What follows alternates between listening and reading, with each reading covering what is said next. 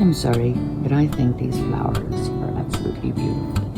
And I just learned today a new use for them. So prior to today, I knew that you could pick them, and if you had enough, you put them in sugar, and you let the sugar basically slowly suck up all of the juices, and then you have a cough syrup.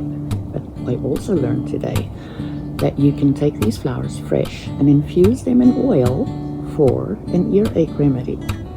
So the flowers, so far I know of 2 uses for it, and I'd have to try both to see if they work. This is my beautiful second year, and as you can see, it's starting to make multiple flowers, and the reason it's doing that is because I've been picking these flowers. As you can see, I've let some go. Oops. As you can see, I've let some go.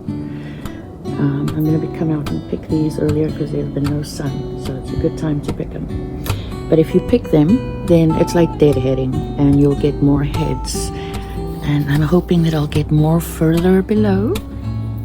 But yeah, so then the leaves, apparently, not the second year leaves, but the first year leaves are mostly for the lungs. You can smoke it or you can make a tea out of it, and it's to help the lungs in general health, to keep it strong. It also helps you to cough up anything that you have in your lungs that shouldn't be there. And then finally, I was wondering about it because I saw another lady who collected mullein, and she was cleaning the roots, and I was wondering, like, what's the roots for? Because I haven't seen anything about the roots. And apparently it's a painkiller.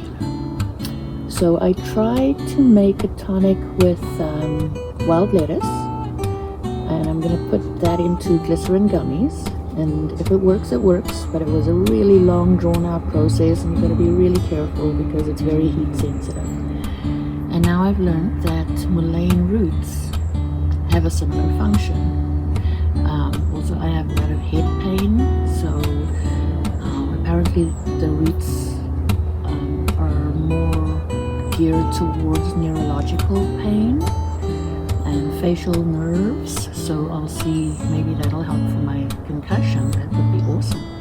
And apparently it should also help for my back pain because it's neurological, but it also mentions the fact that it works for the spinal cord. So that's really cool. Like I said, nature provides. I've been wishing for mullein, or mullein, sorry, for a while.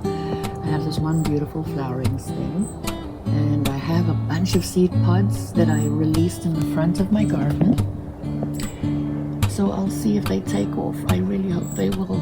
But so far, so good. This is what I've got. And if I have to, I will collect all the seeds on that stem, and I will plant them myself. Also, mullein can be used to make candles. Yeah, literally. So you soak the stem in your wax or paraffin of choice, let it dry, and yeah, it burns like a candle.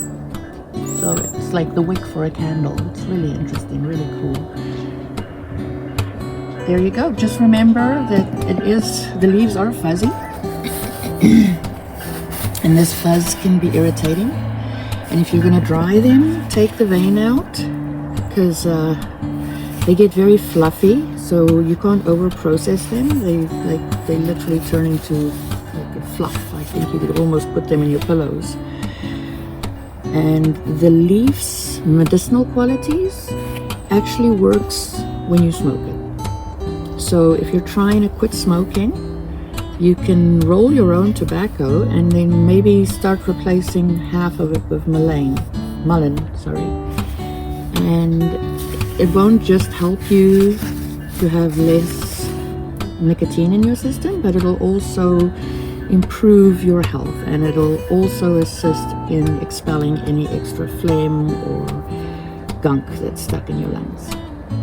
Anyway, that's just my little rant on mullein, just an invasive naturalized herb that we can control by using it. And I hope that somebody gets some value out of this. Thank you very much. I'd really appreciate a like and a share. That will really help me. Thank you and have a great day.